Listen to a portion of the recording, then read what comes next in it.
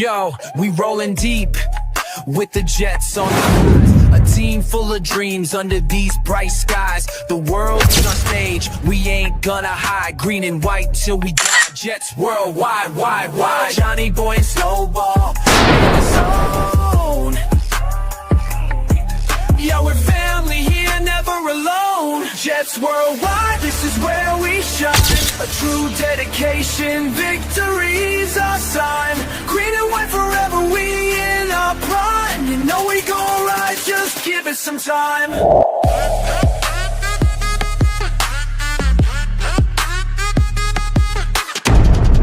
2025, hear the crowd going wild. You know we spitting truth, nothing but style. A city that never sleeps, we going buck wild. Our hearts beat as we Jets worldwide, wide, wide. Victory's a feeling, we won't let go. Another Friday. It's Friday night, and I got paid, but you know what happened to that money? It went all to the bills and just went right away. See ya. Money's gone, man. Gone. What's going on, Snowball? I feel like I haven't seen you since 1947. That was the year that we were rocking everywhere. But, you know, from that time, we brought this guy back. And my understanding, he's been rocking everywhere. He always rocks. Wherever he goes. He can go to the kitchen, make a sandwich, rock the sandwich. Mm-hmm. He goes to the church. He rocks the church. I don't know if he goes to church, but whatever. But if he does, he rocks church. Should we say hello to some people in the chat before we get started?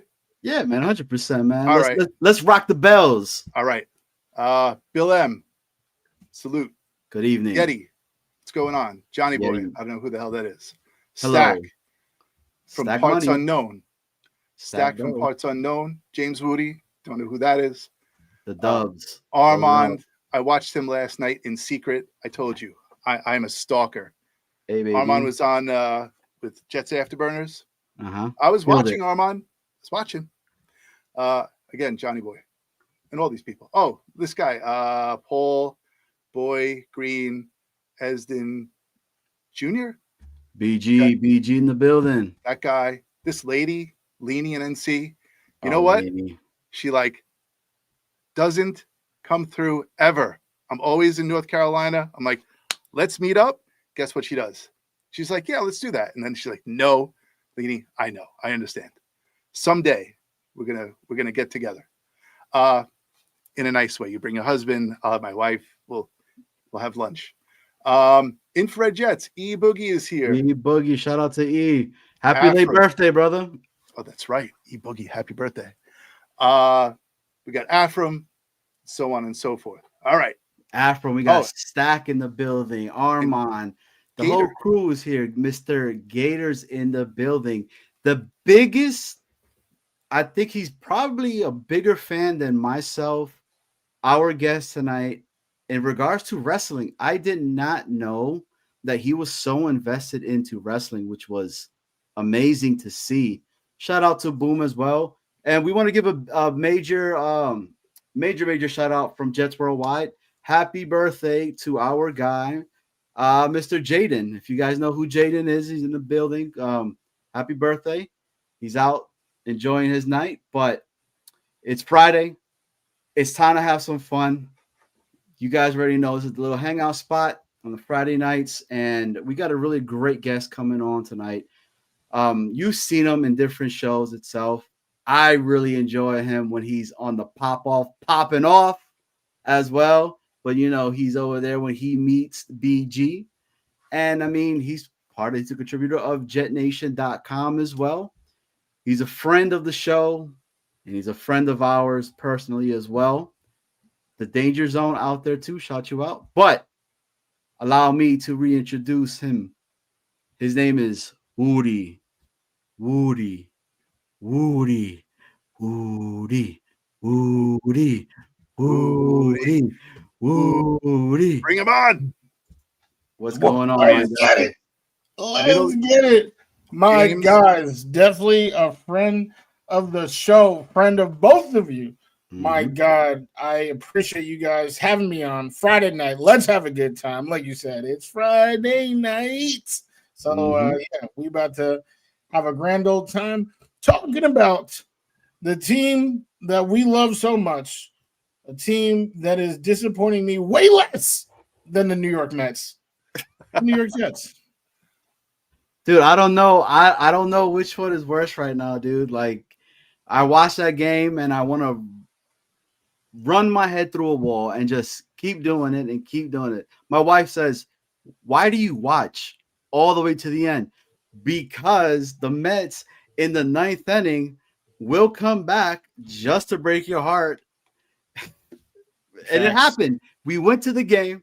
Myself, Snowball, we were at the game watching it, went to extra innings. Shout out to Nate because Nate was there as well. And they lost. Peganardi's came in. Jersey Jet, welcome. Chris, just giving a quick shout out to everybody that's in the chat. We appreciate it. Please hit the like, hit the sub. It is Friday night, Snowball. We have our guest. That's right. What are we talking about tonight?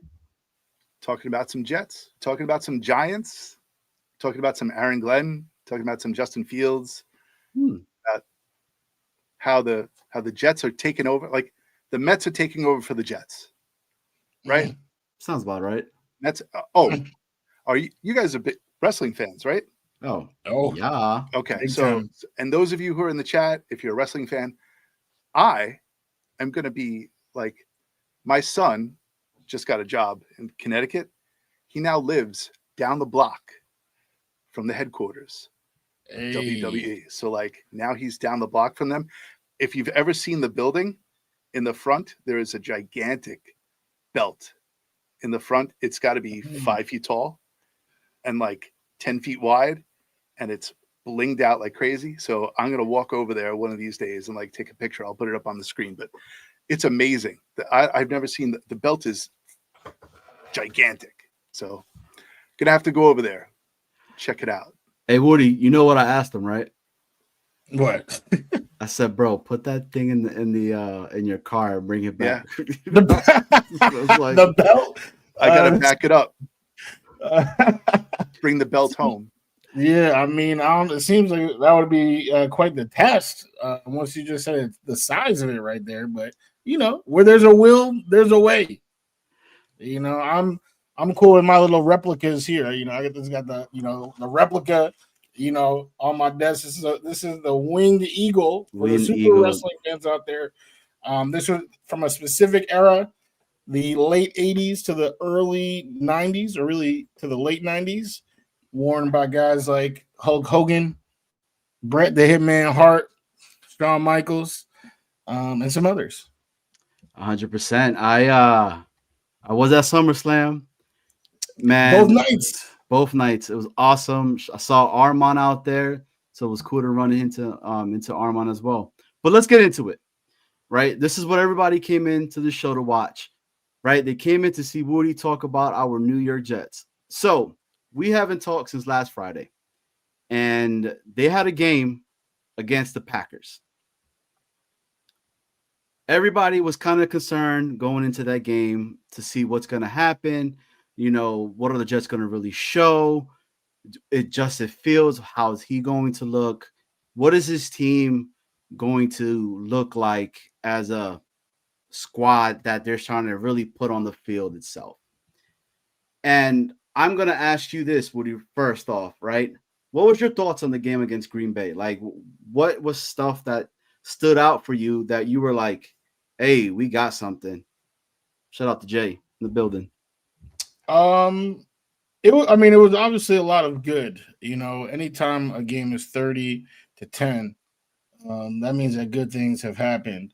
I'll start with the bad since there's not too much to say with that. Penalties. You know, we were the most penalized team in the league throughout the entire Saleh era.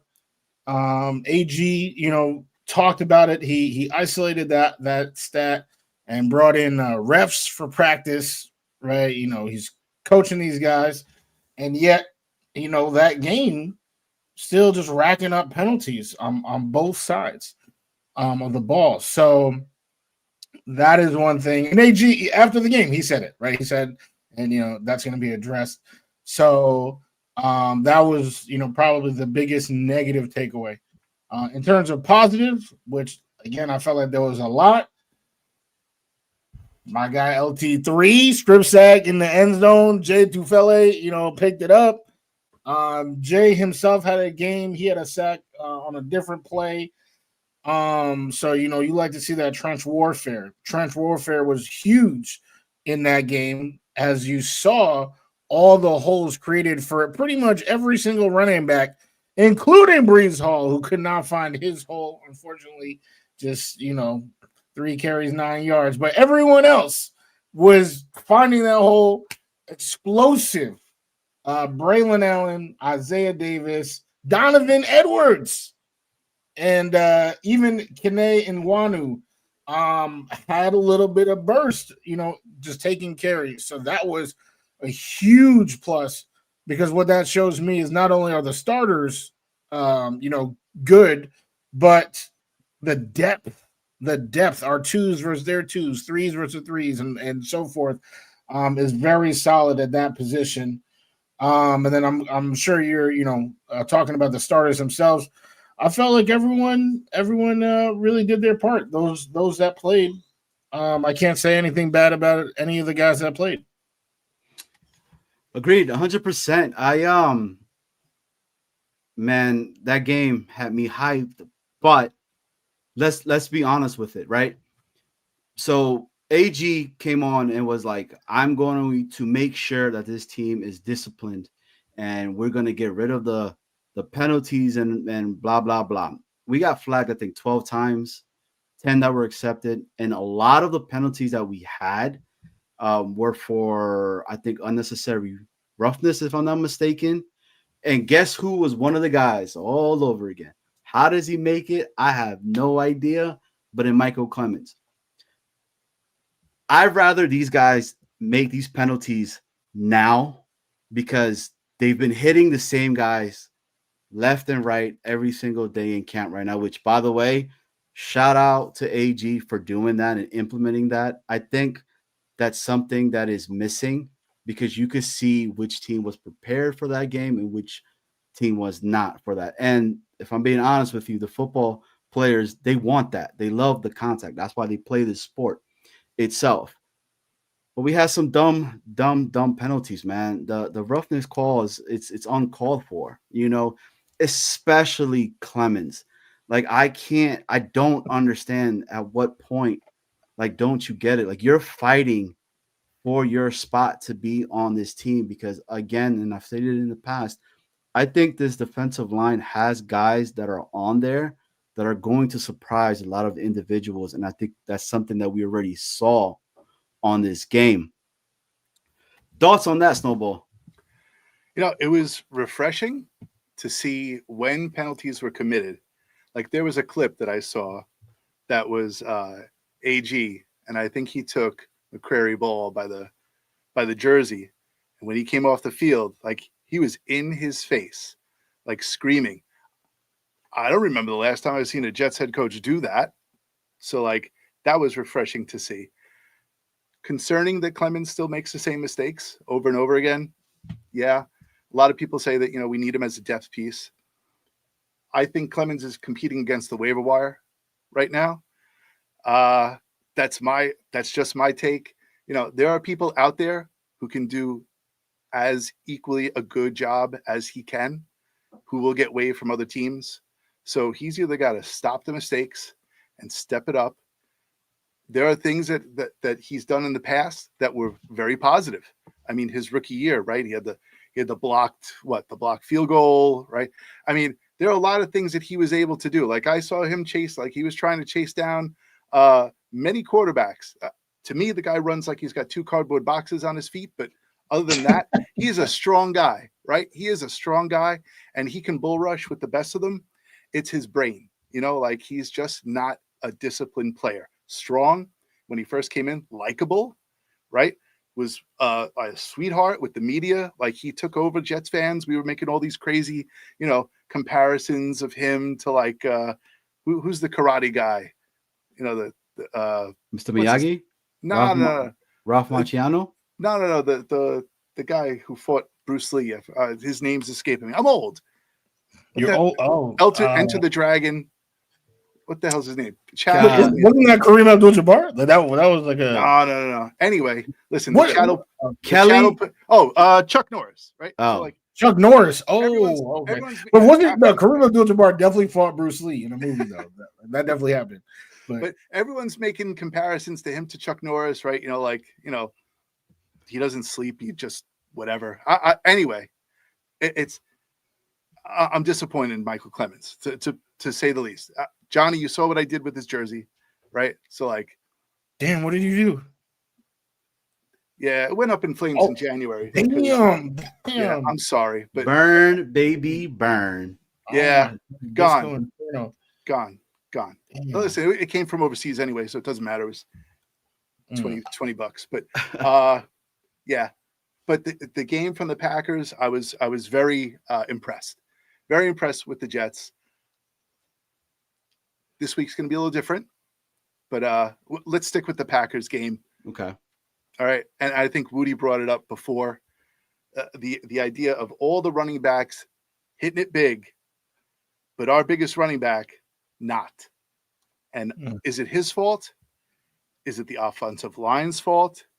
Is it I don't know. And that's what I'm going to throw to you two guys. Breece Hall, concerned? Not concerned? Should we be concerned?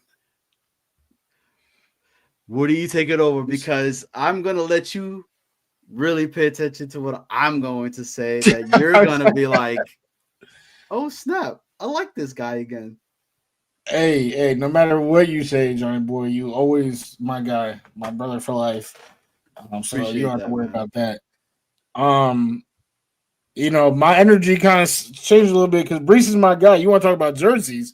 That is, the jersey. The time that we met in person, that was a jersey that I bought or that I was wearing.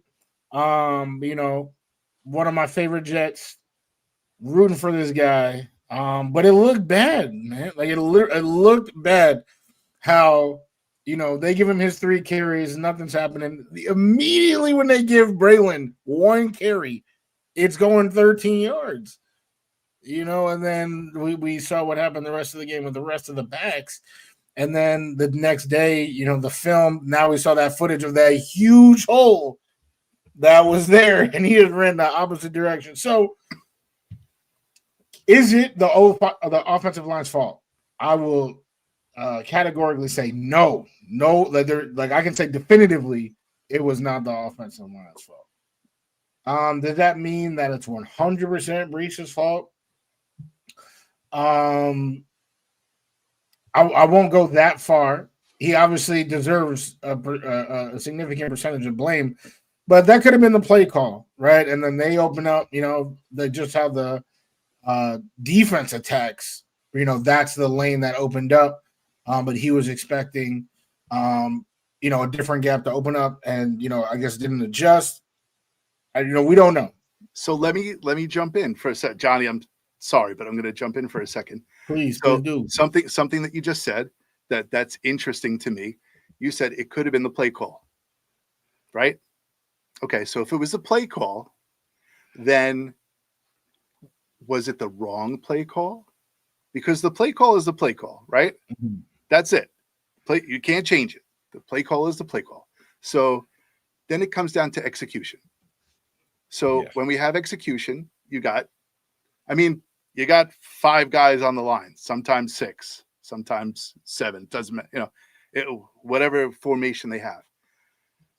To me, right? If we try to blame the play call, then we're really blaming either the running back or the people on the line, right? And that's to me, defense is what it is. It's going to adjust to what we set up. So to me, I think his vision has changed. For me, Breece Hall's vision has changed. And for me, I believe Breece Hall has he is treated a certain way by the team, and he is revered by the team, and he should be revered by the team. But to me, something has changed with his outlook on his play. I don't know if he is taking it for granted because he says that he's working, and you have to believe him that he's working his butt off, right, during practice and everything. But he's been in the league? What, this is his 4th year in the league, right? Yeah. So it's his 4th year in the league. He's seen a lot of defenses. He's recovered from injury. He's got a lot of things going on in his favor, right? He's got like he has knowledge.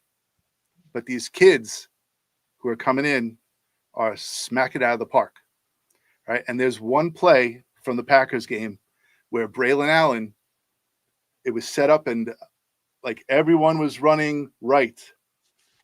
And it looked like Braylon Allen was supposed to follow the pack, right? And either follow them, but he saw it get bottled up and he changes direction and he goes for like 14 yards, right? So he's reacting fast, right? Your guy, Edwards, right? Wudi, he seems like he's reacting faster. Isaiah Davis seems like he's adjusting quicker in my head. And I don't know if it's coaching. They're telling Breece, hey, you know what? You're supposed to run here, and he's just following directions and he's going. So I don't know if he trusted himself or if he's trusting the coaching too much, but to me, there's something going on. And I don't know. Why is it just him? Johnny, why is it just him? So with Breece Hall, right? One of the biggest things I think, and shout out to Jersey Jet, he kind of hit it, right? I think with the blocking was so bad last year, and he was trying to be Mr. being able to do it all and try to do whatever he can to get yardage in regards to what he needed to do. Do I think that play was as clear cut as that one play made it seem like? No, I don't. Because if you look at the actual play itself, the hole was there. It closed up super quickly right after that. That's what happened. I think what's occurring, if I'm being 100% honest with you, all last year, all we kept saying is stick to one hole and hit the hole as hard as you can, right? And he was not doing that. He always was trying to go ahead and escape and try to go through the outside to try to be towards the outside and run as he's always done in the past. I think Breece Hall is going to – I do not want to trade Breece Hall. Now, I'm going to say that right now. I do not. I know my take before was trade Breece Hall because the reasoning behind it, not because I thought he didn't have the talent, not because I didn't think that, you know, he was washed up, none of that. Because I was thinking, you know, I want more pieces to continue to keep building even more. But what am I talking about when you have a premier player like this that has the explosiveness to be able to kill you through the air? And I think what's going on is we're going to have a little bit of thunder and lightning all over again, right? And they're not going to show us what Breece is going to truly do. Could he have cut back and possibly hit that hole? Yes, he probably could have and all that. Would he have taken it all the way to the end zone and scored on that play? I don't think so, because there was players that were there that were going to cut. So he would have got maybe 6 or 7 yards in regards to that. I think, you know, he's playing with a giant chip on his shoulder. He's hearing all of the noise that's being talked about him right now. People are saying that he's washed. People are saying that he's this, he's that, and everything. And I think that he is going to shock everybody. I could see a quick halfback screen to him, and he just takes off. And we're all like, why were we ever going to want to trade this kid? You know, so again, I know right now with Breece, everybody wants him to be, it's preseason.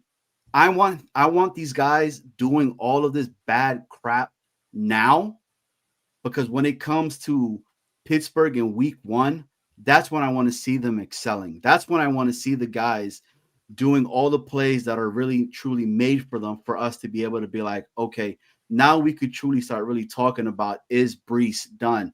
Or is he not? Is this team could potentially surprise individuals? There's just a lot of unknowns, and I've been saying it since the beginning with AG, with Tanner, with Wilkes, with Banjo. This team is a giant unknown right now, and I'm all for it. With Edwards, we had Lamont Burns on this show, and he said himself, watch for this kid from Michigan. He is going to be a problem. And if we're going to be running the ball 39, 40 times a game itself, you're telling me you do not want another running back there in case of some type of injury occurs and all that? Give me that kid that's played in Michigan, that's played against premier teams and has excelled in that. Yeah, maybe he didn't have the flashiest numbers the year before or whatever, but it depends upon what you see. I know the guy catches really well too, and when he's in the open field, right, he's going to make people miss. I saw that seeing them. I remember that Ohio game when he gashed them for like 200 and something yards, and I don't even know how many touchdowns Donovan Edwards ended up occurring. So again, my whole thing with this is we don't know what's going to happen with this team right now. It's a giant unknown, and these guys are truly keeping a lot of their cards close to their pocket right now. And I'm about it. And that's good. AG is not going to give you. AG already came out and said, I'm not telling you guys who the starters are. We have no idea who's going to be the starters tomorrow and everything.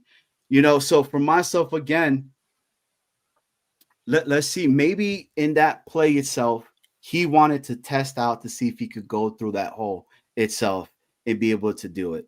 But he just closed on him that quickly. Woody, what's your thoughts on the craziness that I'm talking over here about right now? Definitely, the ill 180 from I'll take a fifth for Breece. I don't even care about all that nonsense he was saying before. So 180. No, I'm gonna, but I will agree. Right, we're talking about preseason. We're literally talking about 3 carries in preseason. Versus what we have been seeing for 3 years before that, where he has been explosive. You do give him the ball in space, and good things happen. When he talked about that halfback screen, I remember that horrific game, the Jets versus Giants, like the regular season game. I don't know if you guys remember. I think we injured the QB or something. Mm-hmm. So it was literally just all they did was run Saquon Barkley 3 downs every drive with Tommy DeVito. That was his first game, I want to say. We narrowly won that game. The only touchdown scored in that game was Breece Hall. It was like a 50-yard screen pass to Breece the Beast, as Lenny has said. And, the rest, the rest is history. So getting him the ball in space, good things has always happened. Last year, I think, was the first time we actually saw him like running routes, like lining up at the line of scrimmage. He caught a beautiful ball from Aaron Rodgers against the Titans over the shoulder. Yes, he did have some drops as well last year, but as a member of the team, I got to say, yeah, he is solid.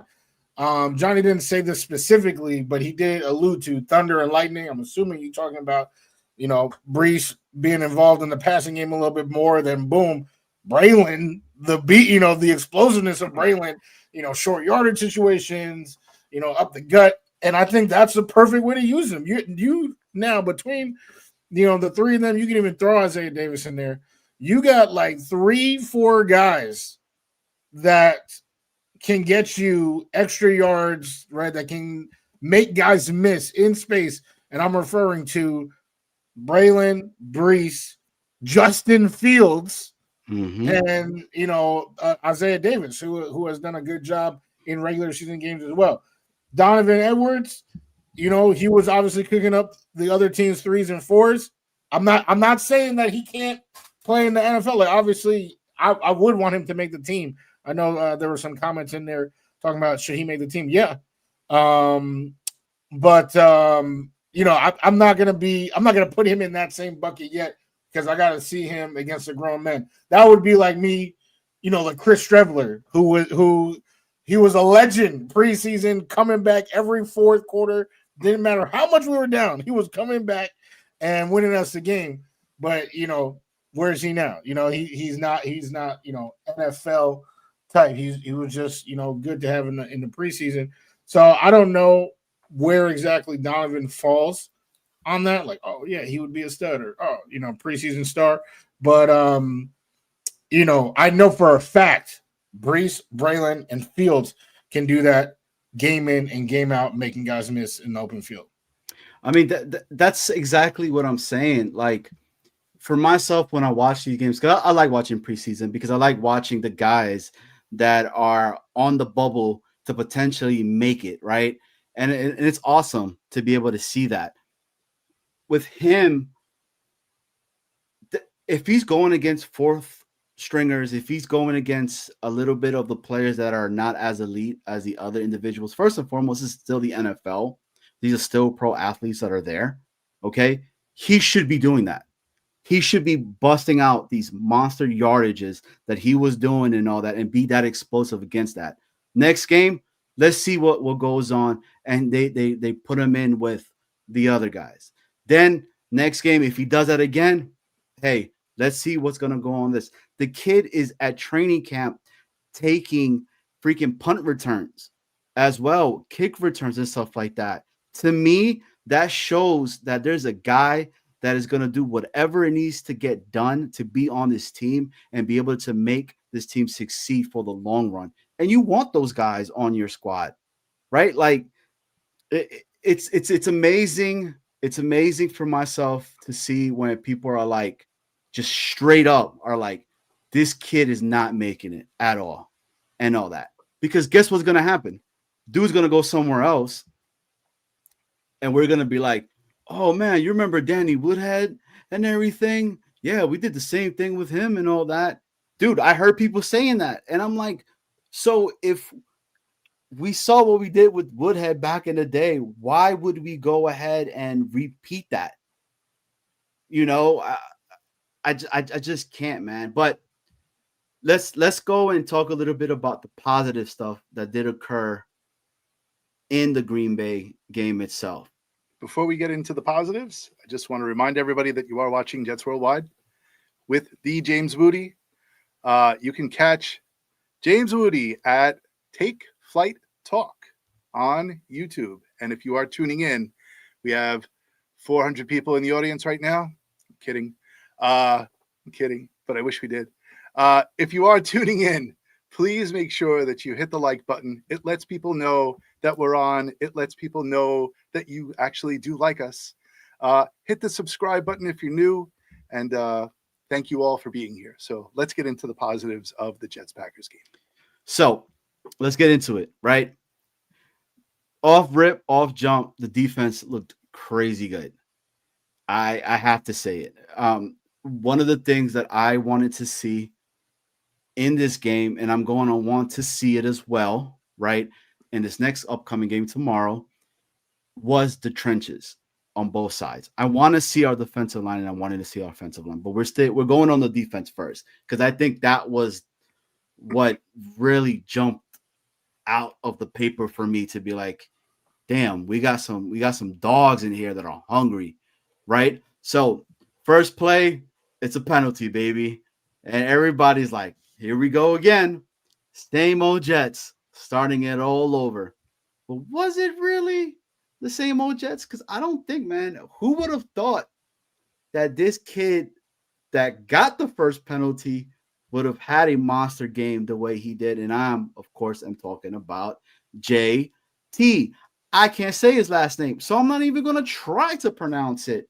Right? It's only 3 syllables. We can. You got this. Tefula. Oh no! Chill. I see. I messed it up, bro. I messed it up. Tufele. That's all it is. Tufele. Oh, my bad. Tufele. See, I thought it was K.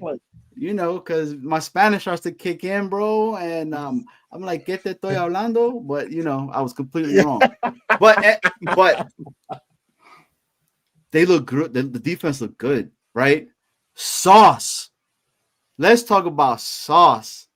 And everybody saying that, man, Sauce was not good. He's not that elite guy that we think he could be, blah, blah, blah.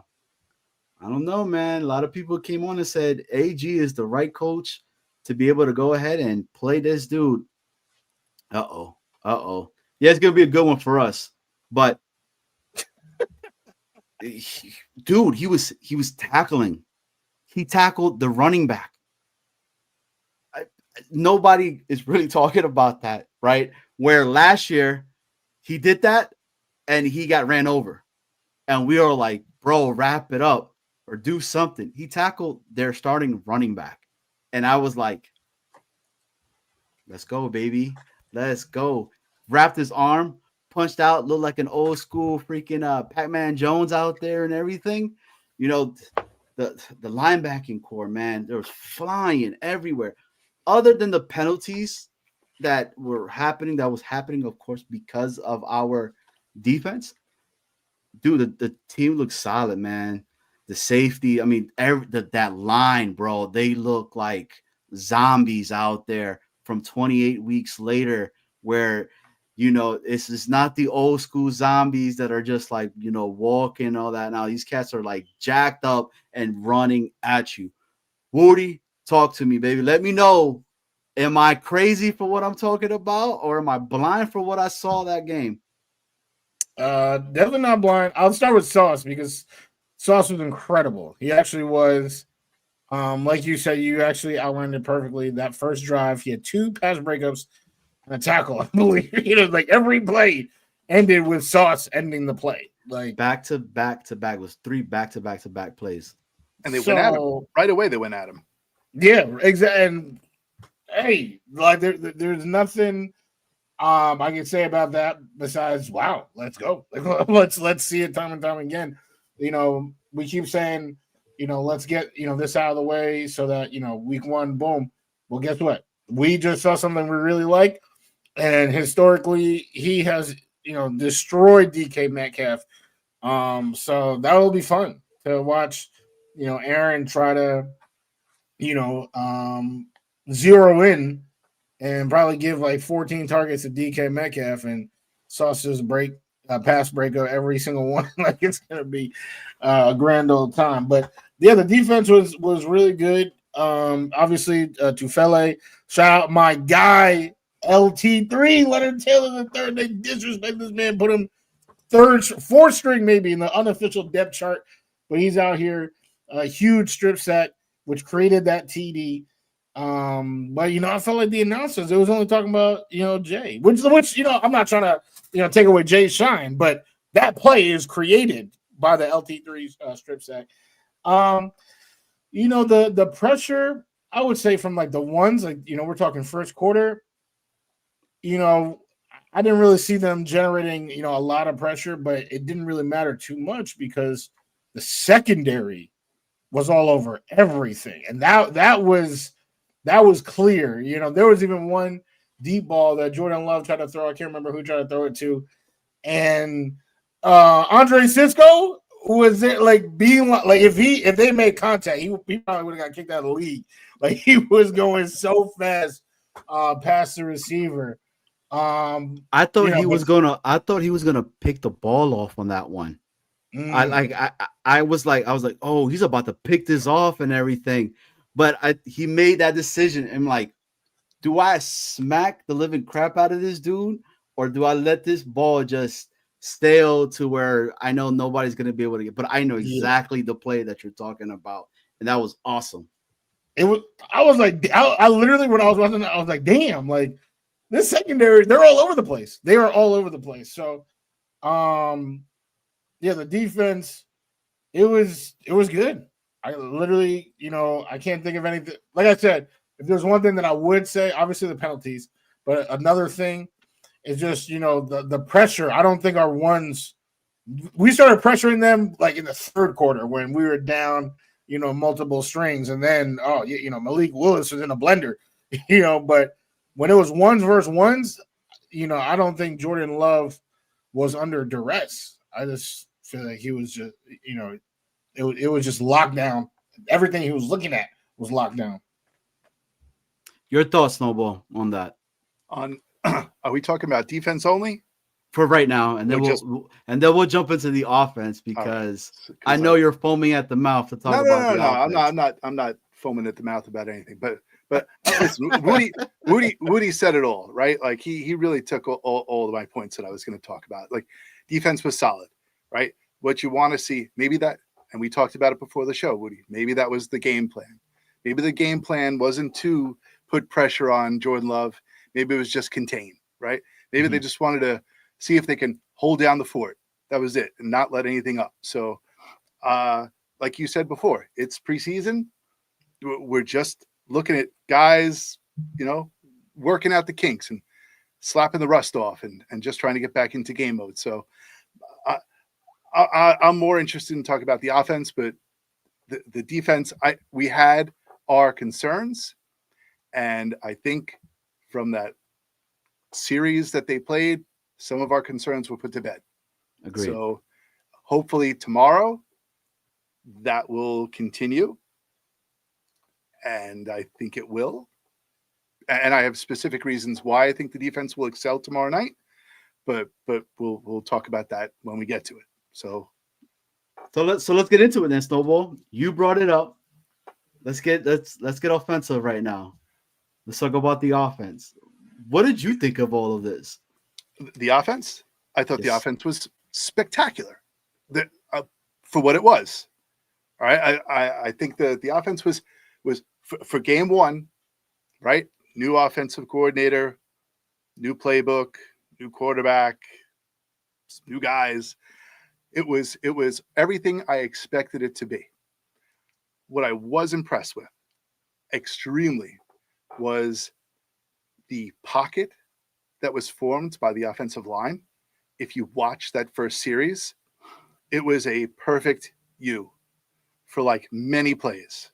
Many plays, Justin Fields had ultimate protection and he had time. My drawback to this is it was his first game at MetLife Stadium as a preseason. And to me, all right, I'm a teacher and first day of school, I'm going to throw things out real fast. I'm going to talk to you fast. I'm going to go over a lot of things quickly. And I think it was the same thing for Justin Fields. I think he was feeling it. And he went too quickly on a couple of plays that he might have hit bigger passes had he just taken his time, because he did have quite the pocket. So I wish I had the video clips for it, but there were a couple of plays where, like, if he just would have, there was one play where I think he hit Johnson short, and Garrett Wilson was coming across. He was dragging across the field, and he hit Johnson fast. And if he would have waited, and the pocket was wide open, if he would have waited 3 seconds, not 3 seconds, if he would have waited 1 second, Garrett Wilson slipped between two defenders and was gone, right? But he took the sure throw. So do you blame him for taking the sure throw? No, I don't blame him for taking the sure throw. It's the first game. He's just getting used to stuff, but he's got time. So I'm interested tomorrow to watch the game and see what he does. If the offensive line can hold up, if he takes his time a little bit more. So offensively, running backs, love them. Receivers, love them. Everyone did a good job. There was that one out route to Garrett Wilson. You guys know what I'm talking about? There was one out route to Garrett Wilson where Ruckert drags, Garrett Wilson drags, and actually shout out to Dylan Terraman, because I was watching his show before this show. Mm-hmm. And if you watch the play, I believe they're supposed to drag in parallel, right? But they didn't. Garrett was off by like 1.5 yards.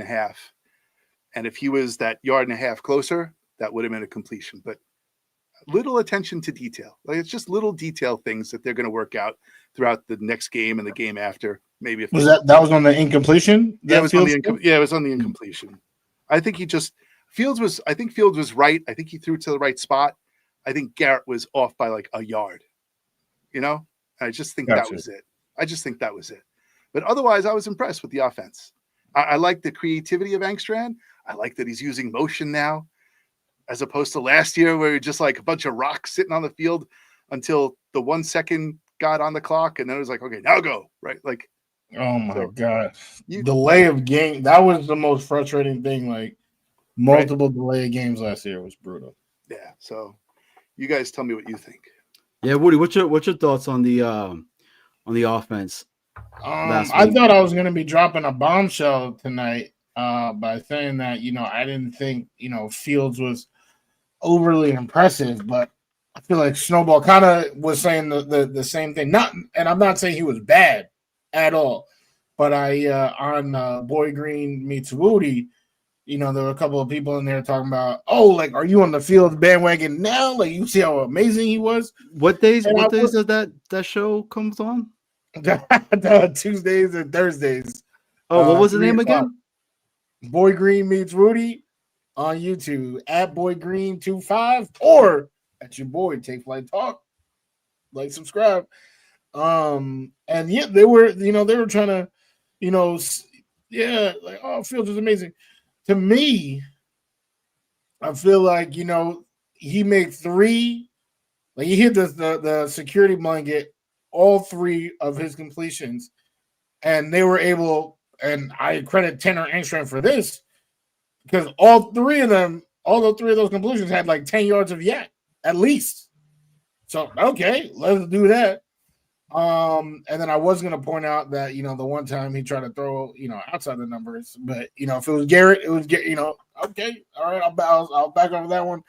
But then like the NFL on their the NFL account posted how Isaiah Davis was brilliant for acting like he was gonna catch the ball while Justin Fields was scrambling into the end zone, which it was brilliant, by the way. Can't compliment that enough.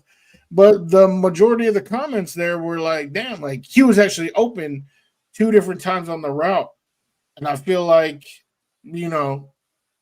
I guess time will tell, because can we fault Fields for, making the safe throw? Absolutely not. But eventually with Zach Wilson, right? Because, Zach Wilson, I can't believe I'm even mentioning this name because it makes Are me you about to say Zach Wilson? Don't. Hey, I mean, I gotta compare it to somebody. He was not doing that at all. But eventually, like that last year that we were in a position where we had to start him, he was actually making those reads and like actually, hitting the safety net. But when it wasn't there, that's when we saw the chaos that, was Zach Wilson doing some nonsense, throwing a pick, throwing out of or he wouldn't throw out of bounds. He would do everything but throw out of bounds, take a horrific sack.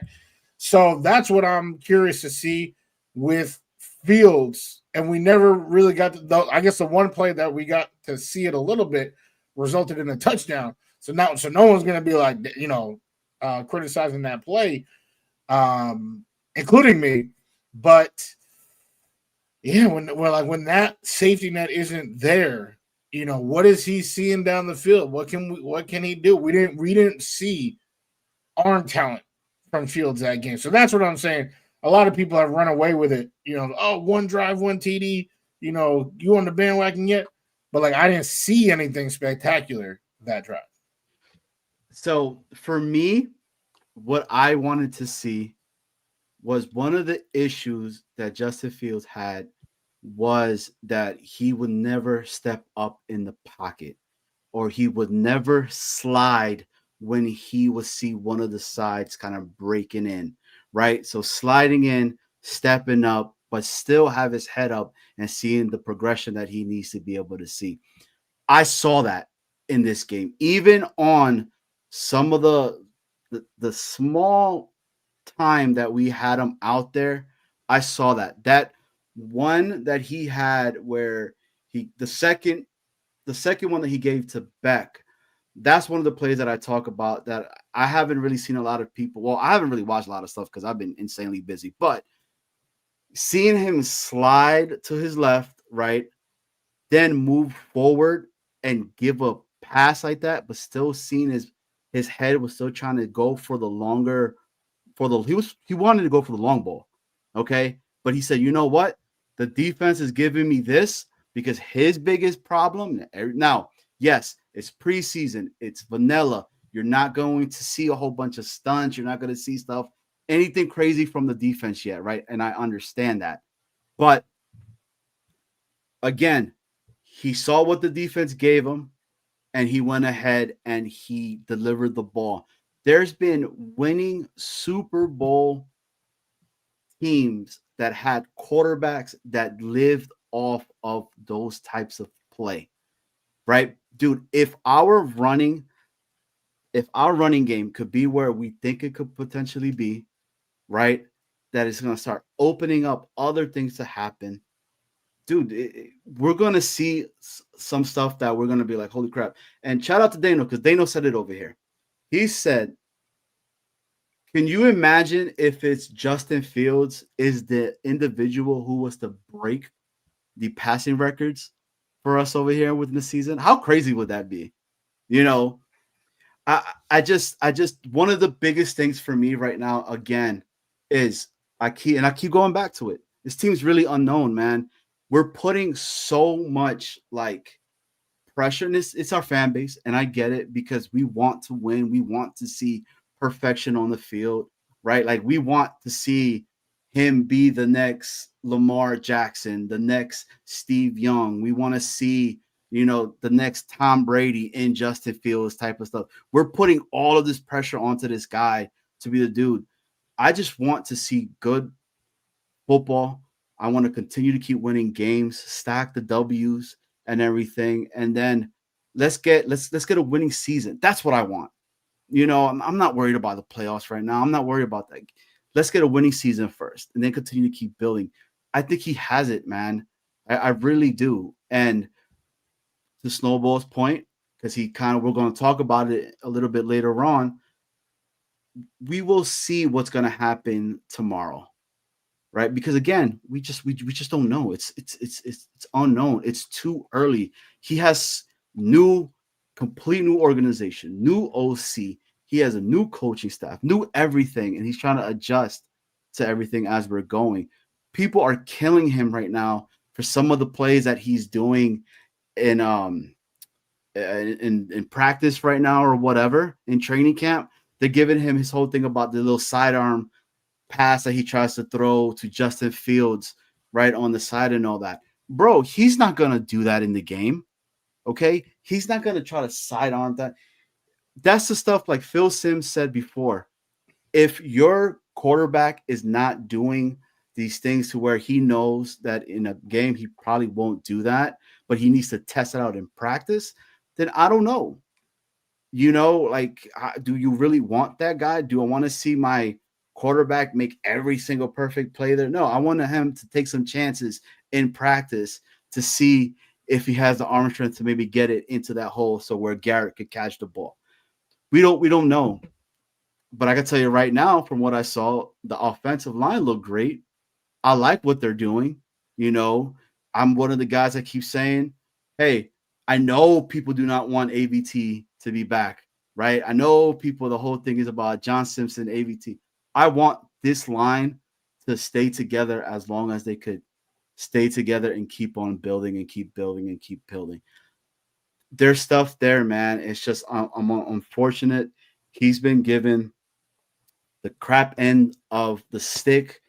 And when this kid could have crapped on all these other organizations, he didn't. What are your thoughts on that? O-line is definitely really good. And I would agree. If there's a way to keep them for the foreseeable future, please do. Money's going to start becoming a factor. So that's why we probably can't do that. But I do agree. The 5 as they are right now, just let them grow. Obviously, the 3 of Tippmann, Olu, and Membu, they're going to have a chance to grow together. And then it's the guards that we need to figure out. I can't even really get behind wanting to get rid of AVT. I think he's actually the best one of the bunch, like in a vacuum, if you separate all 5. It's the injury thing. He had 2 different season-ending injuries. He was banged up last year, but still really good. So I think he was. I know both of the guards were top 10, and he was a little bit lower, but banged up, still top 10. Come on, what are you talking about with AVT versus the previous years where he was playing every position on the line and performing at a high level? He probably would have been a All-Pro or Pro Bowler already if he didn't suffer those injuries. So kudos to the O-line. With Fields, again, I'm not picking on the young man. And obviously an offensive line is going to help him tremendously. And I think that's what Snowball was saying. Like, you have that line, you have a super clean pocket. So utilize that, and you can actually look further down the field. And I just want to mention that we haven't even said it the whole night, but the line in that Packers game was not our line. It was not the line that we're going to have. True. Right? So we were very impressive. Mm-hmm. Now we'll talk about Myers and Tippmann in a minute. And if you're just tuning in, you are watching Jets Worldwide. I'm Snowball. That's Johnny Boy. That's James Wudi. You can catch him on Take Flight Talk on YouTube. Thank you for coming in. If you haven't already, hit the like button. If you have hit the like button, thank you. If you haven't subscribed yet, hit the subscribe button. We are on the road to 500. We're trying to get to 500 subscribers. So keep it coming. Tell your friends about our show. Have them come in and subscribe as well.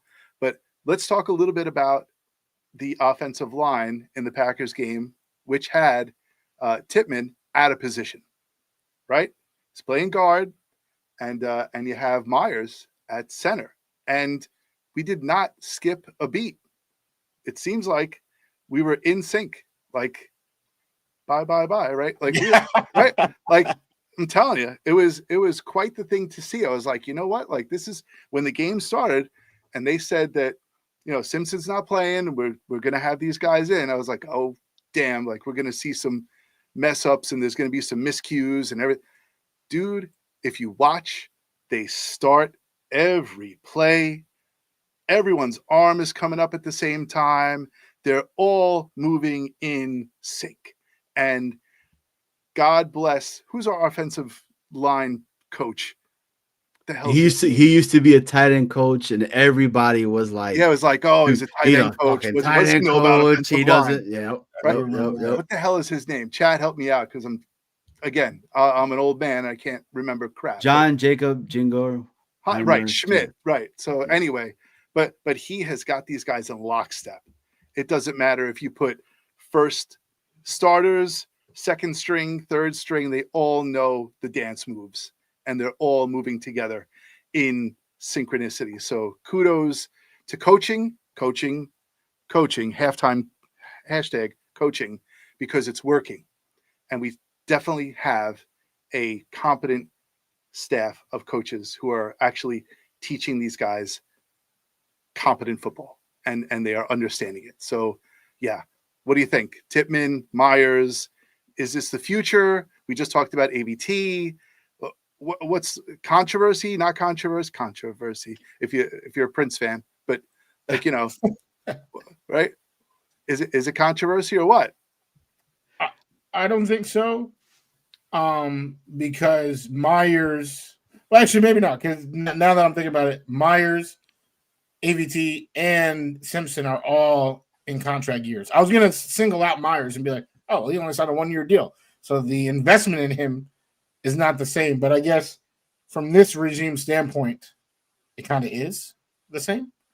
And if Tippmann is, we saw it a lot more last year, but this year, a couple times, with the snap, if they really were nervous about that, obviously he's a great blocker. No one's ever been questioning Joe Tippmann's blocking. It's the snaps that he's had issues with. Perhaps that's probably the cheaper way to go. And AVT is going to command 10+. We know that. Myers is currently signed for very close to the vet minimum, like $3 million. So if now you can extend Myers, on something like that, maybe give him a raise, extend Simpson, who's gonna, do that as well. Now you're in a situation where you can have that 5 for quite some time. Myers is still super young. So I can see it. But I think the reason why they got Myers in the first place was just to improve the depth like that. And that's what I was saying before. Like, when you move down the quarters, it was like, damn, like these guys are still moving people, still creating holes, still protecting their quarterback. The guy from the Patriots, Chukwuma Okorafor, right? Like that's another one. 4-year starter in the NFL. Now he's backup. Like, I feel like Aaron Glenn, that's one thing that I can there's a lot of things to commend him for, but one of my favorite things about Aaron Glenn is that it almost feels like he's been sitting in our seats watching these games, looking at the same things that have been frustrating us. And he was like, the offensive line is not going to be the kryptonite of this team. And he really got them building the depth, and the starters are incredible. So I feel like I kind of ran away with that question, but I could see something, but I think ultimately Myers will be the eye guy. They just, got depth for the season. And Joe Douglas was supposed to be the offensive line guru. How wild is that, right? Like to think about it. Can you imagine if this draft class ends up being like one of the best draft classes we've had since potentially the whole, with Breece and Sauce and Jermaine and all of that, right? That with the Arian Smith pick, because, Arian Smith is opening up people's eyes right now. Malachi Moore, when we ended up having him, our right tackle right now, and Membu and everything, the dude's a rookie. There's going to be some growing pains with the cat and everything. But guess who's he's next to? The Swiss Army knife that we've had for a very long time, which people tend to forget. When we were asking this cat to go and help the janitors out, right? He was like, I got it. I'll go ahead and do it. This dude was doing everything that was asked for him, being put in positions where he could get hurt. Shout out to Lamont Burns, a big opponent of Jets Worldwide and everything. And he said it multiple times. It is so difficult to move from guard to tackle, then move in those same positions on the other side and everything. Because could you imagine you're a righty, right? And not to get nasty, but I'm Johnny Boy, so I get nasty. Could you imagine trying? You've always been wiping, with which hand? The right one. And then now you're trying to go ahead and do it with the left. Hey, you guys are living some dingleberries there, man. You're going to have some skid marks and stuff. Let's keep it 100. So these are the things that like people tend to forget about AVT. Like AVT's play those positions. He's the guy that's next to Membu that could be like, yo, they're going to do this, bro. So you need to do this. Hey, look what they're doing over there right now. This guy's about to do this, and that, and continue to keep learning from that. Again, going back to this whole team gelling together. These little small things that, dude, they're nasty. They're going to be nasty, right? Tippmann's he's going to be our center, dude. People are saying the fact that this guy can move on over to guard in case of a need, going back to the depth piece and all that. And then we got Myers on there. Yeah. Masterclass. 100%. I don't know if I'm like jumping the gun with this, but we've only seen one preseason game, but seeing the people that they've put in place on this team, masterclass in insurance, like made Joe Douglas look silly. And this is the thing too, like, shout out to Yo Holmes, awesome guy, man. Met him in person, great dude. But that's the thing, right? AVT's been hurt. Would you say he's a injury prone player? or are these freak injuries that happen to this kid? That's how I see it. When you're asking a guy to go into different positions the way he was doing, dude, stuff is gonna happen. This is a man's league, bro. Like, I'm sorry, but I want this dude to continue. If he could go ahead and make it another year, right, without missing any games or whatever, and sign the cat, man. Give me Simpson too. Give me this whole line for as long as we can. That they're just gonna keep building together, and building together. Like, your thoughts on what I was saying in regards to all of this, Woody? I wholeheartedly agree. I think I don't think he's injury prone. I think unfortunately he's been moved around a lot, moving a lot of different muscles, that a lot of people don't even know that they have, but he was moving his, at a high level, right side, left side, all that type of stuff. So, if ultimately there were a couple of comments in here that actually got me thinking. One of them, and this is purely financial, is our guy Danger Zone, Dano, was talking about AVT or Jermaine, because that probably is how that's going to look. Like, they're both of those contracts are going to be, over 10 mil for a long time. Someone who's looking for their second contract, and it's like, damn, you probably can't take both. And given the situation that we're currently in, I know he literally has not played since, so we don't know about his Achilles. But like, assuming that he comes back 90% of who he was, I would probably pick Jermaine, which would mean that AVT is gone, and now we got to figure out, the guard situation. But I've already gone on record saying AVT last year, the year before that, this year, and hopefully next year is my favorite offensive lineman on the New York Jets. So I hope they find a way to make it work with him. Maybe they talk about the injuries, and they're like, hey, man, like, a 1 year, like, prove it deal, 1 year, like, $4 million, and then, like, let me see, can you stay healthy? Something like that. I would love to see something like that. I would love to see him be a Jet long term. Last thing I'll say is our guy Gil. I was gonna say it too. Gil. Joe, with the line that we have right now, Joe Douglas did draft like the majority of these dudes. The problem is that it took Joe Douglas 6 years. It was 6 years, and we had to like endure a lot of bad solutions. Obviously Mekhi Becton did not work out. Laken Tomlinson was straight trash. Who was the center before Tittman? Oh, Connor McGovern. McGovern, he was solid. I would not sleep well tonight if I said something bad about Connor McGovern. But he's just not, elite. It took 6 years for Joe Douglas to get like 3 cornerstone linemen. That is embarrassing. 6 years, 3 cornerstone linemen. And then what Darren Muji and AG have just done this season to build the depth. So I think that's where the prop. I wasn't talking about overall team. Like, I was talking about offensive line. Correct. Right?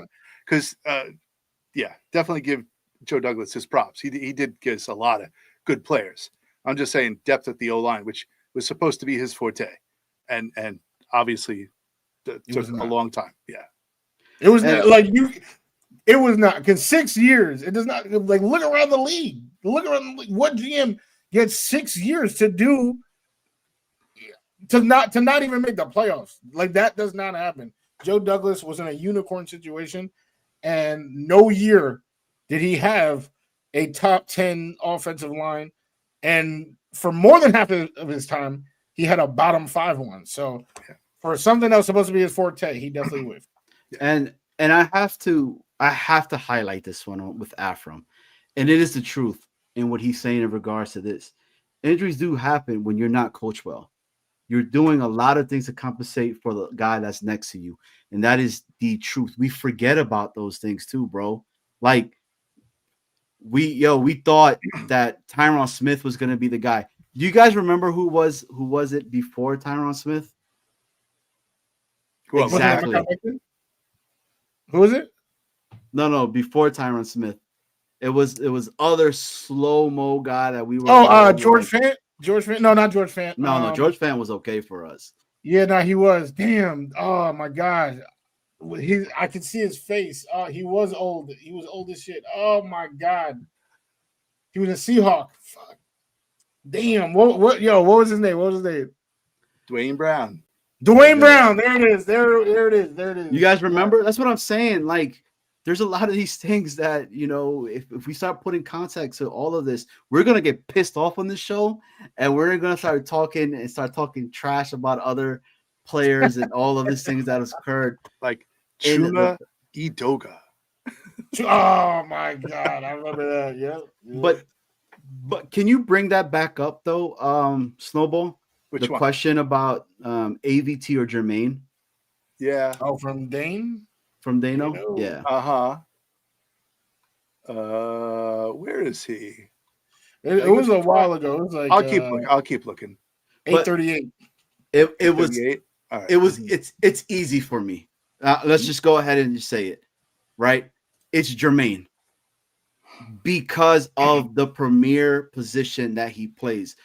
We have the bookends, right? That we're hoping that's put a gun to my head. And you're telling me I have to pick one, AVT or Jermaine. Bro, give me the Lamborghini. Give me that fast car, right? In Jermaine, that's going to be able to do that because it's easier to get a guard than it is to get tackles in a center. Just why do we always get caught in the catch-22? Like, it'd be real easy if like Jermaine Johnson didn't get hurt last season. And like now he's got like the recovering from an injury. I don't want to call it an excuse because it's not an excuse, but it is an excuse. Like in a way, in the beginning of the season, right? So like you expect him to ramp up, right? They're going to have him on a pitch count, whatever it is they got to do with him. Why can't it ever be easy for us to just, compare players like side by side, even Steven, right? And we can't. ABT, like if we got to choose ABT or JJ, like now we got like stipulations that get in the way. So like it's always this for the Jets, it's just anyway, that's my sorry, bit session over. So let's stay with the offense, right? And I highlighted this from BG because I did want to talk about this, and I think this is important. And I'm gonna let Wudi go first because he is the guest, right? And again, you guys are watching Jets Worldwide. Smash the like, hit the sub.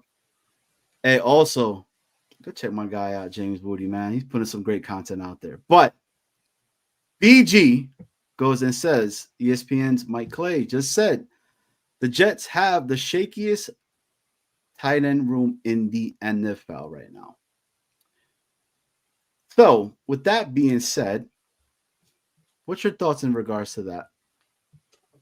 I'll say two things. One is that when you were talking about the draft class, Johnny Boy, this year's draft class, could you imagine if this was as good as the 2022 draft class? You didn't even mention my favorite pick of this year's draft class, which is our guy, Mason second Taylor. generation football player, Mason Taylor. Mike Clay, what I'll say about that quote is that the Jets probably, they almost certainly, I would have to, go through 32 rosters. They almost certainly have the least proven room in the NFL. Exactly. Mason never played. Stone Smart, has 16 catches, and then Ruckert is Ruckert. I'm actually very confident. And I know that sounds crazy to say, but I am actually very confident in the tight end production. You could say something general like, Tanner Angstrom came from the Lions, look at how they use Laporta and, what the different, tight ends and stuff like that.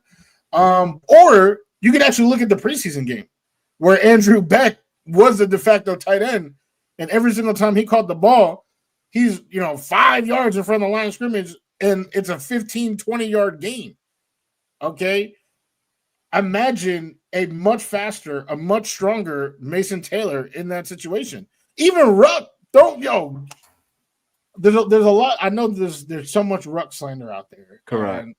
And, I get it. He was buried under two, average tight ends, and last year it didn't really show much. But he's one of his biggest strengths coming out of college.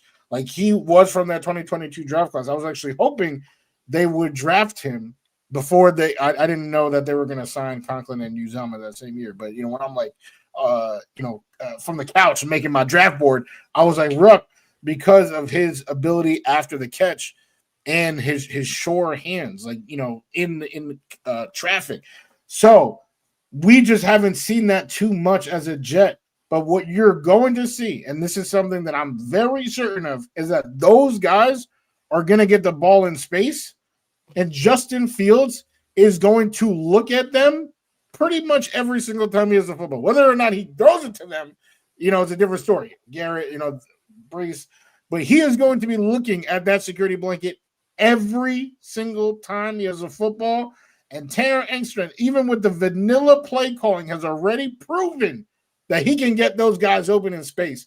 So there is nothing. The only shaking is me Harlem shaking when they get that ball to the tight ends. I'm not worried about them at all.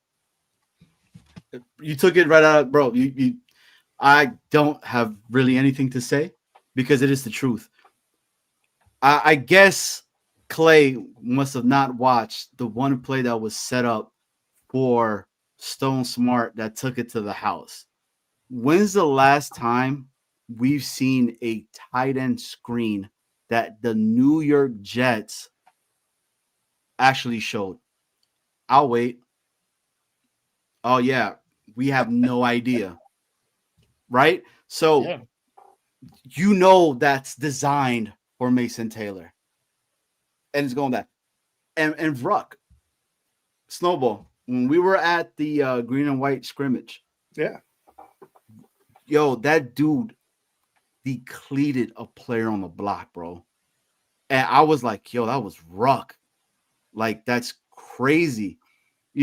I think the tight ends and a lot of the stuff that's happened, because of Kelsey, because of what's his name in San Fran, with Gronk and what they've done and everything, I think a lot of that has forgotten on what a tight end should be doing, right? Being super, super nasty out there, blocking and just destroying individuals, right? But you have that. You have a hybrid in Stone Smart that could, and the kid's a smart dude. To play quarterback in college, I mean, you kind of have to be a little bit smart, right? I would say so. So, yeah, the tight end situation itself, I agree with you 100% on that, Wudi. I really, really think that stuff is going to be straight for us, and I think we're going to be fine. Snowball? Yeah, no shaky tight end room for us. Like Wudi said, an unknown tight end room. We know what Ruckert did, and it was very underwhelming last season. I got to support my homeboy. Like, come on, Long Island, Strong Island. I have to support him, but he was underwhelming last season. He was also getting the ball from an old man who really didn't use the tight end all that much. So, there was, his opportunities were limited, and with the coaching that they had, you got to blame the coaching, you got to blame underutilization, you got to blame a hard-headed quarterback and all that stuff from last season. So, there he is. It's the kids. All right, we take this time out for Daddy. All right, it's done. But anyway, so yeah, underutilized, and when you don't do something for a long time, you get kind of rusty. So did he have some drops? Yeah, with the play calls. We talked about it, Johnny. Like, if I touch my hat, it means this, right? If I pick my nose, it means this. If I touch my left nostril, we're doing this. And if I raise my right eyebrow, but then I follow with 2 winks of my right eye, we're doing that. Like, that's a lot of shit for people to understand. So, I don't blame. Anyway, Ruckert, he can block. Let's see if he can catch this season. Mason Taylor, unknown. You hope that, again, it takes a while for tight ends to develop. So if he gets if he develops this year, if he gets his hands on the ball and he does some impressive things here and there, I'll be happy. Don't drop the ball. That's all. Just don't drop the ball, right? And block well. That's it. Stone Smart, Johnny, we saw it in practice at the green and white scrimmage. That guy can ball. I mean, he really, he was playing very well during the green and white scrimmage. Like, Stone Smart is a good tight end. And again, it was proven in preseason game number 1, where he's actually capable of, catching and running. And that's what we like tight ends to do, as well as block. So I not shaky. I wouldn't say we're the worst tight end room in the, I know that Clay didn't say that we were the worst. Shaky? Maybe he just didn't use his words correctly. Maybe he just said shaky. Whatever. We're New York fans. We're going to react to every freaking thing that people say. So he did his job, because 3 guys on YouTube right now took his words because of Boy Green and reacted to what he said. I mean, Wudi said it the right way. We're not proven yet, right? This is the most. It's not a proven tight end room yet. It's an unknown. All these things that we have right now is so unknown. I just don't. We don't know, right? They gave us a glimpse when I was in the danger zone, right? And they asked us, what is something that you're wanting to see with the upcoming game in Green Bay? And I said it's easy for me. I said, give me something, sprinkle some type of offensive play that we've never seen, that we haven't seen in a very long time. Bro, when they did that screen to Smart, I jumped, man. I was like, fuck yeah, that's exactly what I'm talking about. Nobody was expecting that. Everybody thought we were going to hand the ball off again and just run, right? Nah, Tanner said, nope. So I'm excited in regards to what's going on. But let's get into it. First off, we need to address what's going on right now. Snowball, please talk about the background and what the background is about. Oh, all right. So Johnny is very he's all, Johnny's giving, right? Like, he's just a giving type of a guy. So he's very generous. So actually, he went down to the local sperm bank this afternoon and made a donation. So I called up the sperm bank. I was like, can you put that on a slide and just put that under the microscope and take a video of it? And I was like, okay. and then email that to me. So this is Johnny's donation at the sperm bank. And you can see those guys are going wild, and it's green. So he does, not only does he bleed green, but he does something else green too. So, And you don't want to see what happens when I get angry. Yeah. Right. One thing about Ruckert, I'm just going to go back. This is Johnny's donation, but I want to see him do the, inject it into my veins like a couple of times this season. I really want to see him catch some touchdown passes. Right? Yeah. Agreed. 100%. Yeah. So we got this upcoming game now, Snowball, right? Yeah. Tomorrow. And right. In practice, they've been practicing with the Giants, right? With the I like saying the G-men, right? But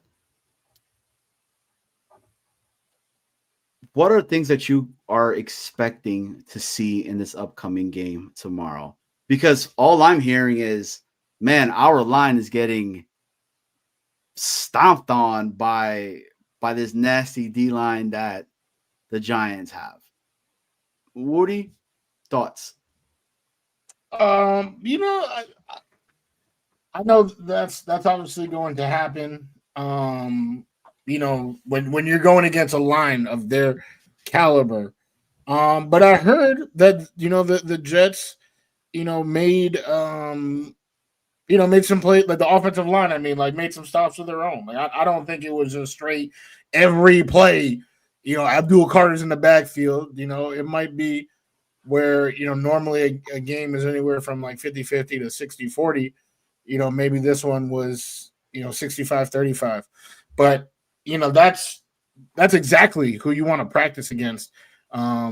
With this young O line that's gelling together. Like that's exactly who you want Membu to get reps against is Kayvon Thibodeau coming off the outside, Brian Burns, these guys. If the starters start, which we don't have confirmation yet, you need to bring up your popcorn. Like I feel like this is like a really nice test. And again, it's going to test Tanner, it's going to test Fields, and obviously the offensive line. But I would imagine you're going to see very similar things because the Giants secondary isn't all that. So I'm sure there will be an outlet on each play, but it's like, will Fields feel comfortable enough in the pocket to deliver the ball accurately? We don't know. Is he about to run 30 yards, like just running away from pressure?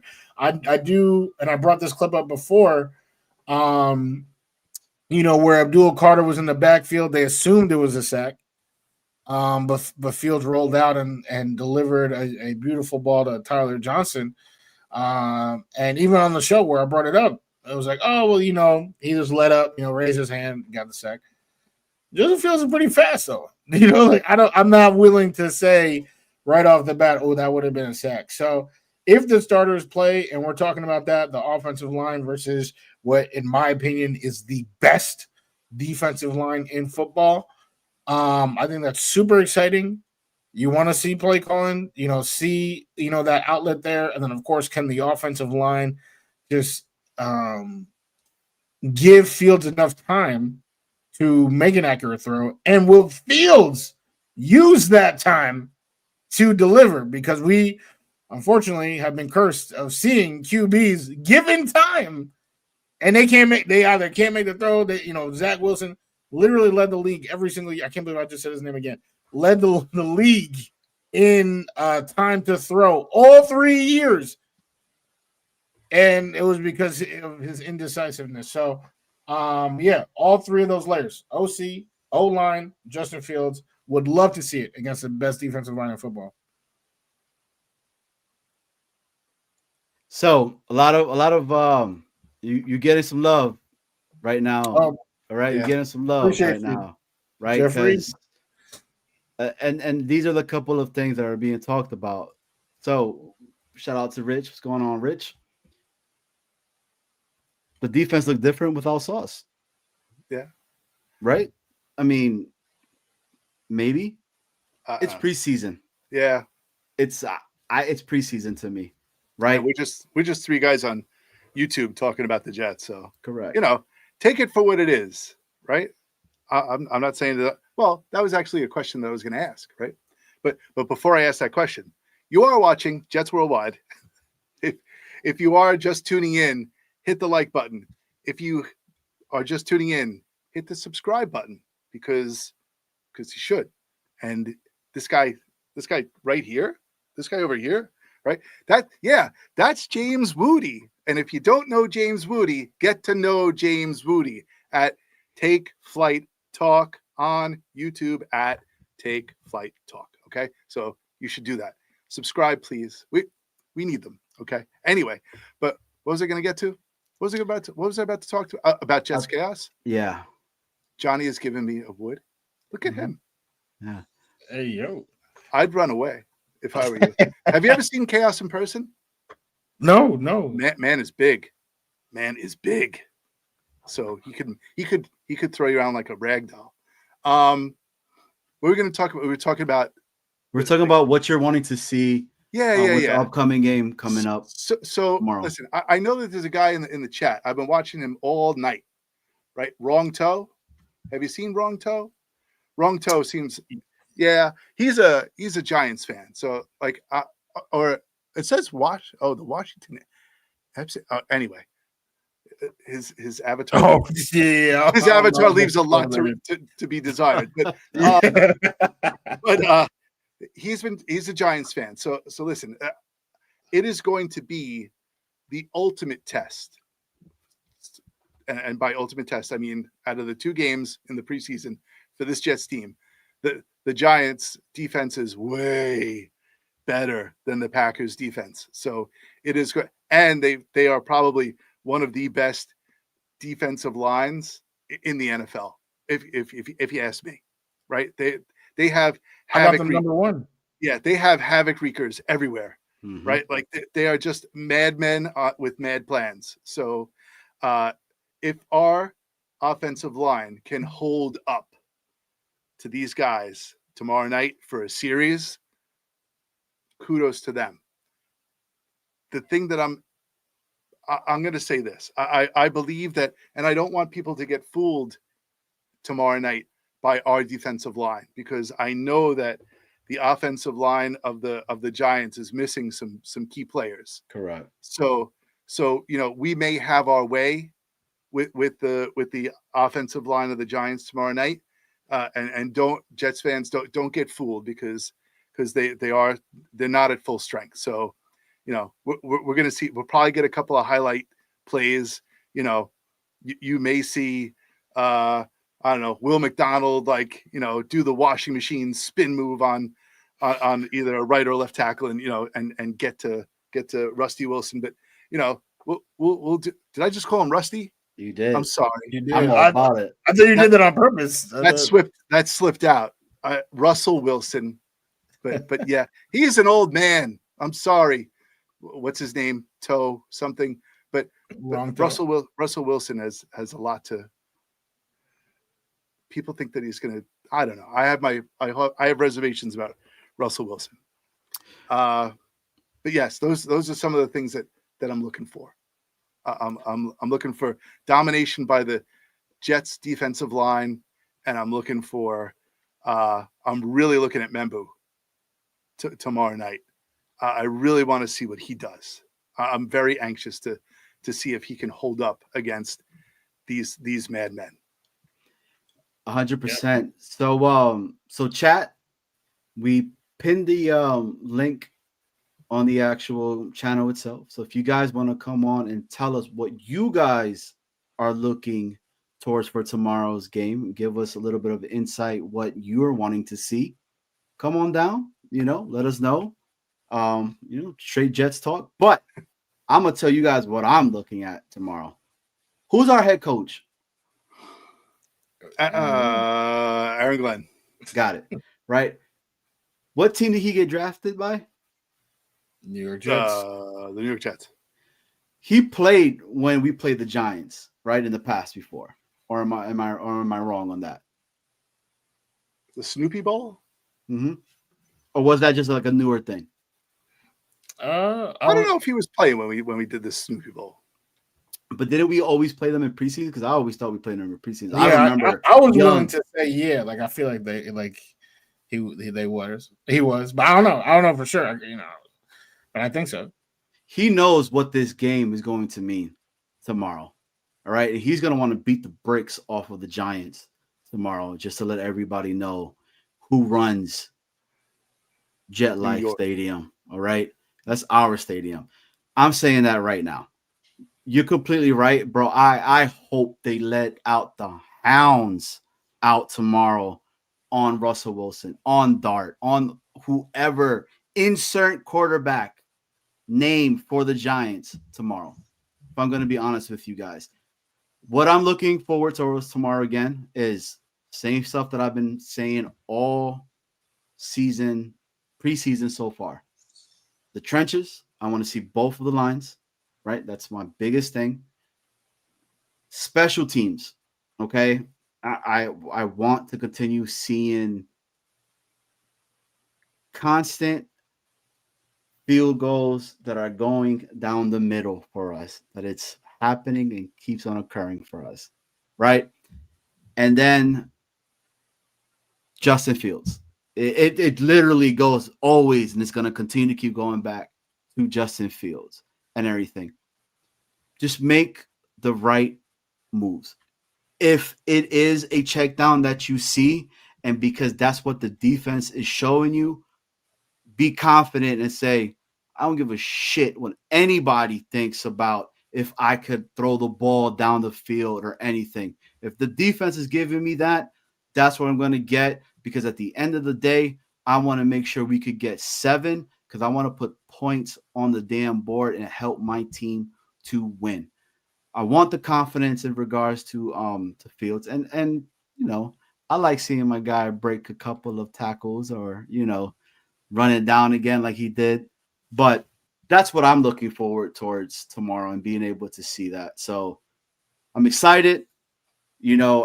I'm one of those guys that wants the Jets every time we play the Giants. I don't care if it's flag football. I don't care if it's two-hand touch. I don't care if it's handball. Okay. I want us to beat the Giants. It's as simple as that. Shout out to Mike. Mike's in the building. Big shout out to him. Thank you guys for coming in. That's what I want to see. Maybe it's me being cuckoo and crazy or whatever, but I got the right guy that knows what he's talking about. And I've said it multiple times. He is a regular on Jets Worldwide. And I've said it.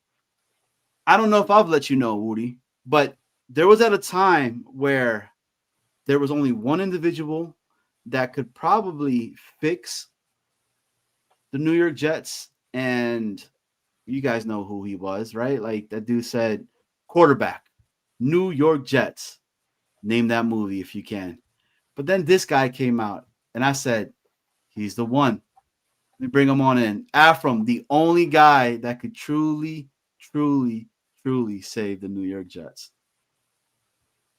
Oh, I just got to do this. Flash Gordon. There you go. There you go. See, you do it. Bam. Afram, what's going on, man? Look at Hey. you. Oh, let's go. Little advertising there, a little promotion. Nice. Did you get the extra small? I got the extra small. Yeah, I got it tight enough that I can't even breathe right now. But Nice. how you guys doing today? Good. Doing great. So- Afram, let me introduce you to Wudi. Woody, Afram. yeah, I've seen him with Boy Green on their show. It's very entertaining. Appreciate that. So, grace us with your knowledge. No, I'm looking forward to tomorrow. I want to see how if the scenarios, if it's the same, if the starters are there. I want to see how our O-line adjusts now after the scrimmage, how they play against their defensive line, right? Of course, I want to see as much as field as possible, but I get a feeling the rest of the game is only going to be Martinez because that's the only thing they have.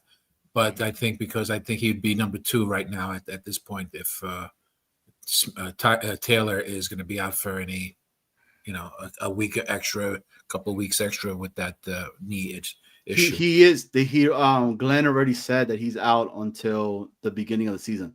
Yeah, but we don't know after that, how lingering it is. But let's hope that he doesn't have to come in. That's our biggest thing. Exactly. So I got a question after him. Do you expect a lot of 22 personnel tomorrow?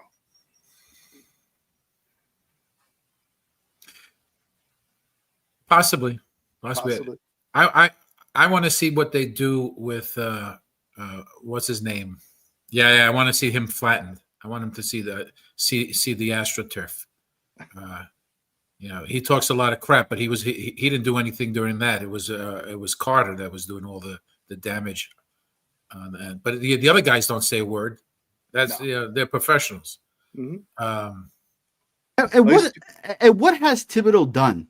Well, he's feeling the heat. Open his mouth. That's all he's feeling. He's feeling the heat. That's all. Yeah. That's all. I want to see if they throw in the fourth running back. I just forgot his name. Donovan Edwards. To see if he does punt returns and kickoffs tomorrow. Yeah. I want to see if they want to audition him and see, because it sounds to me is that they're trying to get him reason to keep him on the team, mostly on special teams, and just to have him around. I don't think they want to lose him.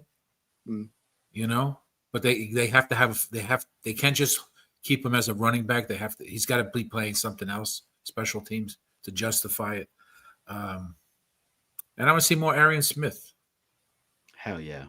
Yeah, that's Go it. Dogs. Sick 'em. Yeah, and I mentioned before in the chat, with this wacky or shaky tight end situation. It hasn't always been the case. If you don't have a star in that position on the team, they always say it's not a good tight end position. It's not a good running back position, but I want to see what when you looked at the drive that they had last week, 10 yards, 15 yards, killing time, scoring the touchdown. Exactly. That's all you have to do. It's not complicated. It doesn't have to be Garrett Wilson catching it like this. Okay. It's sweet. It's nice. It's a highlight reel. But if you want to be a fan based on highlight reels, well, you're not going to have that many. But if we get W's, and guess what? Yeah. It doesn't have to be pretty. Nope. Exactly. I've seen games where we won 3-0. You can move inside. Exactly. You can operate in silence. You can operate in silence. Exactly. As long as you win, it doesn't make a difference. You don't have to be loud when you win. That's all. Guys, I have to say this to you guys, right? And Wudi, I'm gonna bring this over to you really quickly. Afram, you're completely right on what you're saying, because it's the truth. People tend to forget about the tight end position and what it's supposed to be, right? Essentially, everybody's grown now and are thinking, the next Kelsey, the next Zach Ertz, the next this, because that position has evolved because of the Gronkowskis and et cetera, right? So no, just do what you're supposed to do. If we win by one, it's a W. I don't care. Yeah, exactly. Get a W no matter what. But I went 54-53, am I happy? Hell yes, exactly. It is. But I want to say this, right? And Woody, I'm gonna send it over to you real quick. How awesome was it that the panel that was commentating the game last week, right, was like, holy, they didn't say this, okay, but this is what I thought they said. Oh shit. The Jets look like the actual team that's came prepared, and you could tell Green Bay is the team that looks super rusty. That's what I thought the guy said. He definitely didn't say that, but I knew what he was meaning in regards to that. Woody, so I ask you, how did that feel? How did it feel to actually see our team look prepared, be able to adjust to whatever was being given to them, and then score a touchdown on a first drive? Well, unfortunately, I had to watch the game illegally, so the stream that I got was actually from the Packers' point of view. It was the most annoying thing. I learned so much about the stupid Packers and their, position battles that game. It was brutal to watch, and listen to them talk about it. But to your main point of the preparation, the drive, and how, just beautifully it went. I'm trying to even think if it got the third down. It was just really nice. I think it did. I think there were a couple of third down conversions actually on the drive, but still marching down the field. It was beautiful. And obviously it is not something that we had been seeing for quite some time. Oh my, to go halves, full halves, and not even get a first down or get one or two first downs for full halves of play. And that's what we've been doing for years now. Yeah, this was definitely nice. But I wasn't surprised because Aaron Glenn, if we want to talk about unknowns and all that type of stuff, no, we knew that he was going to prepare this team, that he was that was probably the number one thing that I was sure of, is that this coach is going to prepare his team to do battle. And then the surprise was that Terran Engstrand was putting them in perfect places to succeed. So beautiful overall. Not too surprised, but very excited for how this translates to bigger challenges. Because, like you said, I don't think the Packers did they know they were playing that day. Like, did someone just call them? It was like, hey, you guys gotta be at Lambeau in an hour or so. So I want to see against the competition. Agreed. Agreed. I just and it goes right here to what Mike was saying. They said it multiple times. I know you couldn't watch it, Wudi, and I'm sorry, but dude, they were just saying it constantly. The Jets came prepared. The Jets came prepared. That was it. Every couple of every couple of times a quarter. This team came prepared. So yeah, definitely a welcome idea for commentators to have positive things to say about the Jets. I'm always thinking that they're gonna say, "Oh, you remember the butt fumble?" Because they love to bring that crap up constantly. Afram, right. What were you gonna say, my good sir? No, I'm gonna say it's unfortunate that and you said it also is it's a vanilla offense. We don't know exactly what's happening, but unfortunately, everyone uses the previous regime's record as the baseline. We didn't do this. We didn't do this. And I think we always have that in the back of our mind. Why they don't throw it to tight ends. They don't do this. We can't say that yet because we really don't have a baseline on what we're going to see with this team. And I keep saying, forget about what happened in the past. We saw what the outcome was: bad coaching, bad decisions, no idea what they were doing. Basically, all right. Let's give this team a chance. I'm not saying anything right now. I want to see each game. I want to see progression. That's all we want to see is progression. And if we see progression and consistency, then we know we got something going on. Exactly. Wudi, we're going to start wrapping up actually. And if you are just tuning in, you're watching Jets Worldwide. I'm Snowball. Yeah. That's Johnny Boy. Yeah. That's James Wudi. And that guy's Afram. Yeah. The savior of the New York Jets. And I want to just continue what Wudi had said about watching other announcers. Yeah. You think listening to our announcers for our teams are homers? You have not heard. You watch other teams, guys. They are the worst. Facts. Okay, they are the worst, especially in a small market. It's they would be chastised if they were in New York. 100%. 100%. Okay. Well, we're going to ask everyone in the chat to check if you hit the like button, because if it's not highlighted, you didn't press it. So go right now. Go over there and it's a click. Check. It's just a click. Click. Yeah. Done. Check to see if you and if you're on your phone, turn the chat off. Right. Click the X. Turn the chat off, and go over to the like button. Hit it, and then turn the chat back on. You'll be able to chat right after it, and then hit the subscribe button too, because that's the bigger button. So anyway, let's start wrapping this up. Johnny, what are we going to do for a wrap up? What should we talk about as a wrap? So Afram kind of hit it, and I think we should talk about it, right? The announcers. If we could have one person that could potentially stay as our voice of the New York Jets, who would that be and why? Afram, I'm gonna let you go first, and then you're talking one guy or a team. Let's go one guy, and then we'll save it for next week for the team that you would like to have together to announce the games for the Jets. I can flip-flop between Iron Eagle and Bob Wischusen. Okay. That's it. As far as, I mean, as far, we'll talk about their partner, but for the announcing, not the color commentating, I'm just doing the announcing. I'd see either Iron Eagle or Bob Wischusen. And Armand says this show better than the Mets bullpen. 100%. That's a low bar, unfortunately. Let me just lift my foot. Afram, it was a pleasure.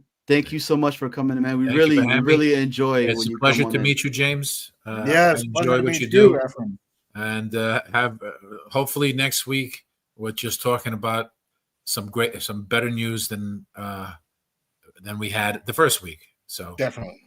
100%. have a great weekend, guys. 40-0. Could Woody, be. and then there was Tree. That's it. So, same question to you. Which announcer and why? Save it, the team for maybe next week. And while you're doing that, let everybody know where can they get this great content that this guy that's been rocking with us for a while now, and Mr. James Wudi. Look at the face. Come. Look at the hair. Why would you not want to see this every single day on YouTube? Exactly. Hey. When what did Ric Flair used to say, Woody? In order to beat the man, or in order to be the man, you got to beat the man. Damn, Skippy, let him know. Yeah, so definitely you can find me at Take Flight Talk. That's on YouTube. That's on TikTok as well. And somewhere else that I'm forgetting. IG? Instagram. Oh, IG. Yeah. Sorry. Yes, IG. Got you, bro. Also, if you want, that's obviously, strictly Jets content. The IG, YouTube, and TikTok for Take Flight Talk. If you want to know a little bit more about me, I root and cry for the Mets as well. The Knicks, my God, what happened with the Pacers and everything, we're still trying to recover and all that type of stuff. So more, New York, just, different sports. You can follow me at the James Wudi, and that's on Instagram and Twitter. Again, it covers more than just Jets. It's, pretty much the New York sports and some UFC. There's UFC tomorrow. And jetnation.com. You see it right there. Contributor. All right. So my long form thoughts. If you want to read, you're in a situation you can't have no sound on. You don't want, somebody on the train being like, yo, who's that guy yelling on your phone? Hey, all good. You got the articles there, the long form thoughts of James Wudi on jetnation.com. And I think that's Ephraim, I appreciate that. My guy who I just met, Knicks. I'm expecting a good year, but it's mostly because the teams around the East I feel like are not that good. Wow, approved. Yeah, I think you're wrong, though. Wrong toe. Notice OK is in capitals. OK was in capitals. So, and then Armand comes in. New York sports equal trash. Well, we can't fault him for being a Penguins fan. So Oh, is that true? Ugh. I know, but Woody, dude, I appreciate every time you come on here, man. You always kill it, dude. And I would have to say that I think you were in shock when I was talking about Breece.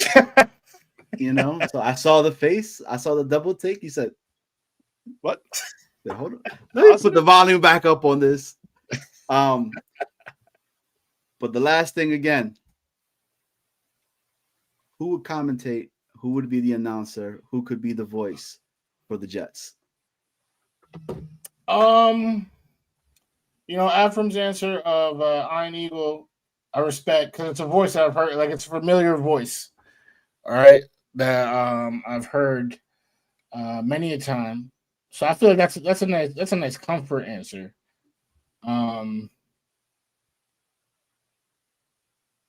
You know what? I'll roll with it. I'll roll with it for right now. I'll roll with it. Maybe next week I'll have a team that doesn't even include him. But for right now, that's what I'm rolling with. Woody, it was a pleasure. Again, where can everybody catch you? What things are you got cooking? And again, what's going on? Take Flight Talk, the James Wudi. You search those things on the channels, you're gonna find your boy. jetnation.com, you finding your boy. And of course, Boy Green meets Wudi on Boy Green's YouTube channel Tuesdays and Thursdays at 3, and the pop-off Fridays at 12:15 Eastern time. And that's talking all sports, not from a New York perspective. So it could be a lot of fun, just talking about whatever nonsense is happening in sports.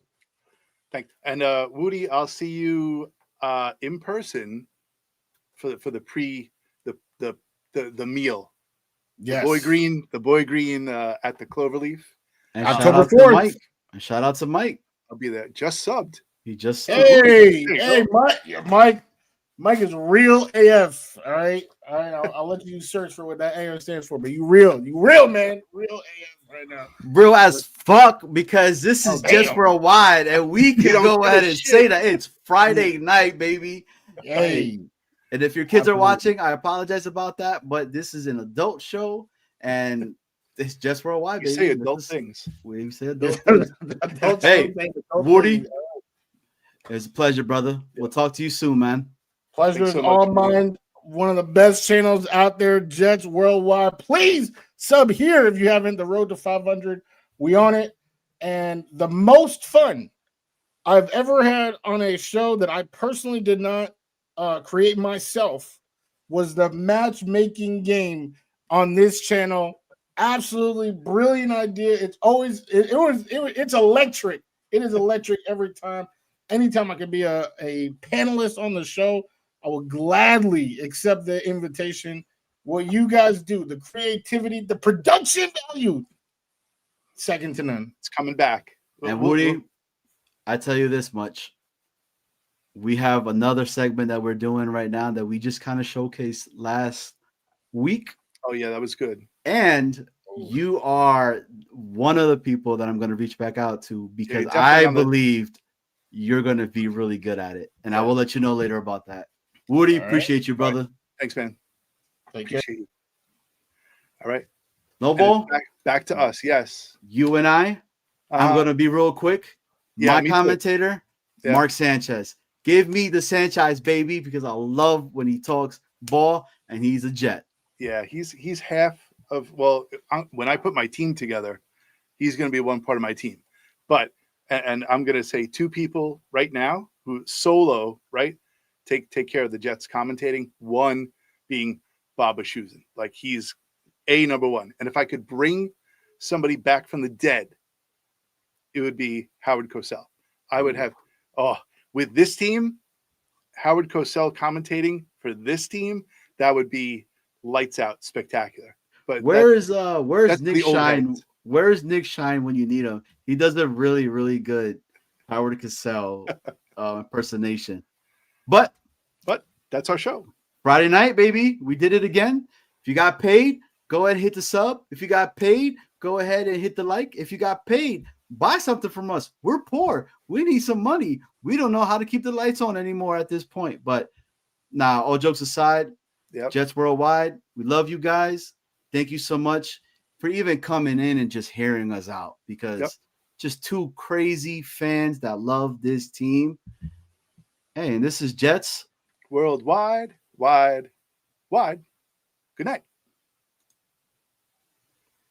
Oh, I got to choose this one. Not this one. I'm But doing that this one.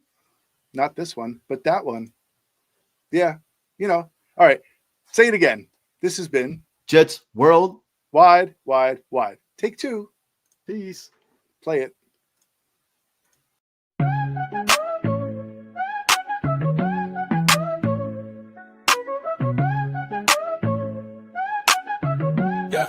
Yeah, we started off as Titans, and now we're the Jets. The start of every season always starts with the sweats. Vinny T, Brett Favre, Aaron Rodgers, what's the deal? Don't even try to tell me that the curse ain't real. We're coming for you, run, nothing high. Snowballing Johnny Boy, it's Jets Worldwide. Why? Yeah, like and subscribe.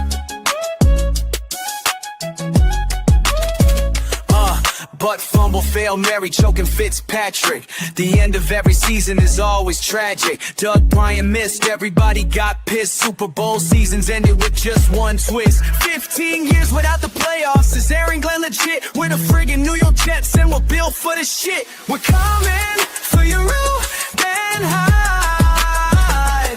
Snowballing Johnny Boy is Jets Worldwide. Why?